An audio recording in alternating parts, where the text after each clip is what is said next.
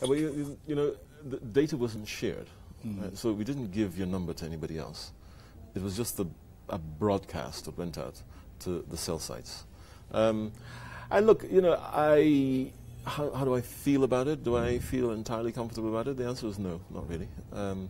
I understand why people are upset about it, and I think, you know, I need to go back and discuss this with the Because then the question would be, and of course it should concern you as one of the companies getting the data, whose data is being used out there. Somebody will say, okay, next code, or Jubilee wants to do its thing, they should also have a similar access to use that. Yeah, but you know, we're doing it under the guidance of the Competition Authority, and the message didn't come from Safaricom; it came from NCCK with approval of them. But look, I mean, I'm not gonna shirk this particular issue. I think it did upset a lot of customers, and you know, many customers on Twitter were demanding an answer. And of course, I can't respond to them all. And I think that, you know, I think we in CCK need to look at this thing again. Okay. We've got to manage our time. There's several questions. I think I saw this in the news recently about what happens when people die and they've got money in their M-Pesa accounts. If you could address that briefly for us. Next of kin, you should, when you sign up for M-Pesa, you should state who the next of kin is. And, you know, when the customer dies, once you produce the right paper to say that the person has died, preferably don't produce the body, but just the paper, then the money goes to them. If the money isn't claimed, then it goes into the unclaimed asset. Okay. thing. There's a question here. Who created M-Pesa? It's a long question. A guy called Nick Hughes. Nick Hughes? Nick Hughes, and who's also, incidentally, the guy who's created M-Copa, which is the solar panel. And where is this Nick Hughes? So Nick Hughes used to work for Vodafone. Okay. And he created it with co-funding between Vodafone and DFID, the UK Development Fund. DFID put £1 million into it, and Vodafone put some money into it, and it was developed by Vodafone and then rolled out first in Afghanistan, actually, and then came to Kenya. Kenya proved to be the successful implementation of it, because Kenyans really embraced it. And through a combination of things, including the passion of Michael Joseph. Your predecessor. My predecessor. And Michael was and continues to be very passionate about this. It's become successful and more successful than anywhere else in the world. Okay. So, how about this Kenyan who is normally dropped in here as the one who innovated M-Pesa? I hear that a lot. I've never met him. have you thought to look him up and work out what's going on? Of intellectual property with regard to that and the controversy. So it comes up to set the record straight, it is not that Kenyan. It is this one Nick Hughes. It is this one Nick Hughes, yes. And all these claims, you know, we've never had a court case which has shown that there's any substance to this. And you wouldn't pursue this guy just to... No, why must I? Because, you know, do you know Cheche? Cheche. Uduak. Cheche. You know, if I pursued everybody who came with a claim, I mean, you know, I think former President Moi used to say, in every market there's a madman. And, you know, we see them. They pop up on my inbox radar a lot. Right.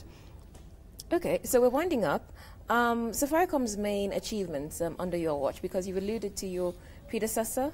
Where have you taken Safaricom? How have you built up on Michael Joseph's legacy? I'm not going to build a great deal. I think what I'd say is that the thing that I'm really proud of, this is another way of asking my question. Has grown. The thing that I'm really proud of is the team. I have a fantastic team, and that is the team which is delivering, and it's the full 4,000 of them, but also my leadership team, my 11 boys and girls are, I think, a fantastic team which allows me to come and spend my morning here as they run the business.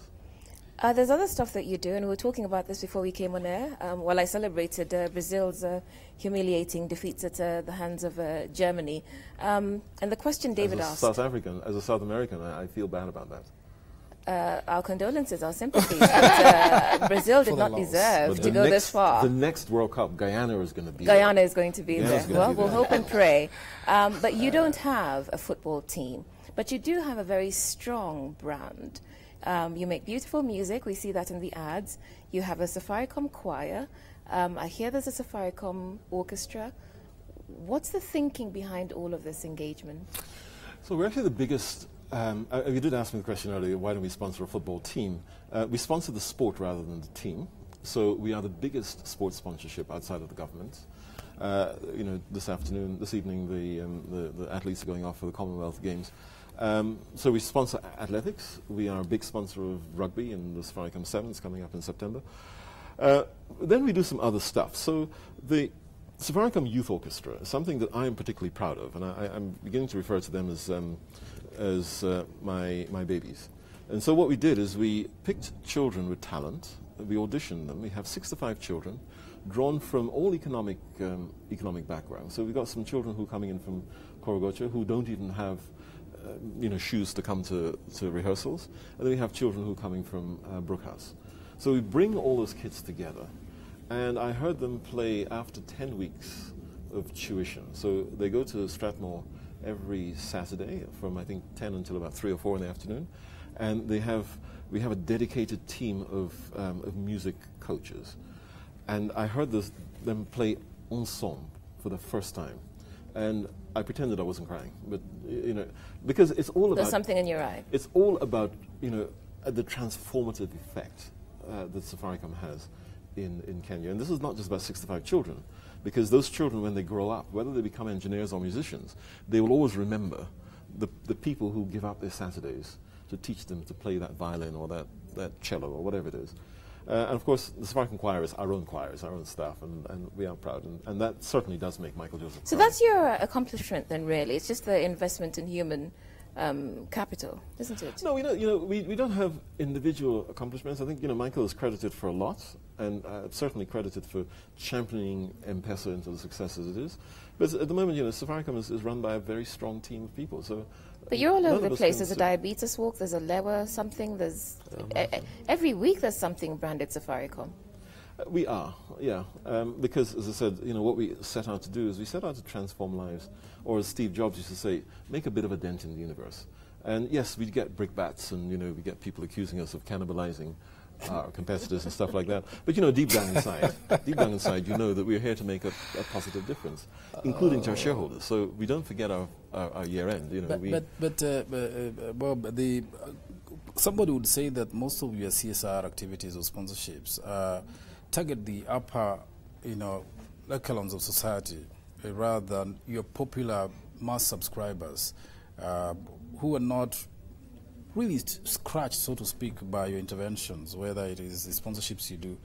There's no mass thing that is definitive about Safaricom, being the touring company you are in this country, with a lot of sponsorship for it, because you split your sponsorship into many little activities, but nothing huge enough. And that's a deliberate choice. We decide not to do one big thing. And many mobile operators, many corporates choose one big thing. And we say no. When you have tribal violence in Tana River, although those people don't have mobile phones, we say no, let's go and fix it. When you have issues around road safety, we said, okay, let's get some partners to fix it. So last year I think we sponsored about 160 or so different projects. So we believe we want to be at the furthest reach of Kenya, whether there are customers there or not. Because you go to some of the places that I go to, indeed many Kenyans haven't. You go to some of these places, you go to Kaiko in Turkana, and you think these people will never ever have a mobile phone, but they have a problem that needs to be dealt with. And so let's use our social capital. So let me bring along my friends from KCB. Let me bring along Joshua to go, and Joshua's there with me on the diabetes walk on Saturday morning. So making a bit of a dent in the universe. Okay, so Safaricom 7 that's is your final assuming question. some negative things. Is it? When was what you saw in Machakos? Machakos has got nothing to do with me. I think Machakos has got to do with other people. But it's Safaricom 7. doesn't. No, it's Rugby Sevens. It's not Safaricom sponsored. You sponsored the main one, right? I sponsored the Safaricom Sevens, which is in September. Yes. But Machakos has got nothing to do with me. That's the Rugby Sevens. Yeah. Yeah. Okay, so we're winding up. But okay, just What one is little it, thing David? about the companies that are doing CSR, and why I'm trying to address that issue of reaching out to the average. Actually, that's the question I want to ask you as we wind up. Okay, let me answer it. Largest Put it to company, me. largest taxpayer. Yeah. And there's this saying, to whom much is given, much is expected. Yes, yes. Do you think that Safaricom is living up to the expectations? In fact, that is the point I was trying to make. Right. I don't think that, you know, how I look at society, Safaricom has done that definitive thing, given its huge presence in the public sphere and huge subscriber base. There are perhaps things which need to be done that would, you know, trickle down to the average subscriber, so they feel they've been reached by Safaricom. For instance, I mean, supposing you took, let's say, all hospitals in Nairobi or key services, and then you took over the cost to calling to those lines. So every time I have a problem, I want to call Kenyatta Hospital, a particular emergency line there, I will call that line for help or whatever, I don't get charged. You definitely spread out a little more. I'm just trying to say, I mean, you sponsor things that are for highbrow, big people. I mean, orchestras, you know, Lewadon, the orchestra, for big guys. But the small guys, can I invite you? I'm not getting anything out of Safaricom. Let me invite you to the orchestra, and then you can see that the children who are coming there, that we have to provide transport, we have to provide shoes, we have to provide medical insurance. These are children from Korogocho who don't have parents. So when you say it's for the highbrow, I'm just saying, I mean, by comparison, if you look at, say, how many, and the ones that stand out. I think the point you're making, David, seems to be more of a mass market approach as opposed to different pockets of the population, even though they might be needy. You know, there can always be more that could be done, right? No one else does as much as we do, and no one else reaches as far as we reach. Whether it's schools, whether it's sanitation, whether it's protecting children's rights. So we do lots of stuff, but there's always more we could do. Mutegi, what do you think? Are they living up to their role? I think so, because if you compare them with other big corporates, you know, don't have to mention them, the smoking types, the drinking types, I think they're more impactful than them. Right. I think I'm more positive when I look at them. Okay. I think that's a good note in which we wrap up the show today. This has been making your dent in the universe. Steve Jobs says, make a little dent in the universe. And so Mutegi thinks you're making a big dent. Yeah. So I'll thank you for your time. Do you have any final thoughts before we? No. Thank you very much. 100 years of journalism. You've seen it right here on Citizen. What is your M-Pesa balance? In your book, your phone. And what phone do you use? I'm really keen to know. He said it was a Samsung. It's being reduced backstage right now. No, thank you so much, Bob. It's been a pleasure having you engage with our viewers who had lots of questions for you. So we do thank you for your time. We'll also thank David McCarley, Citizen TV political analyst, and Mutegi Njau, an editor here, for your time, your comments, your opinions. We thank you for watching us, for engaging with us, for sending in your thoughts and questions. My name is Uduak Amimo. Do enjoy the rest of your week. We'll see you next time.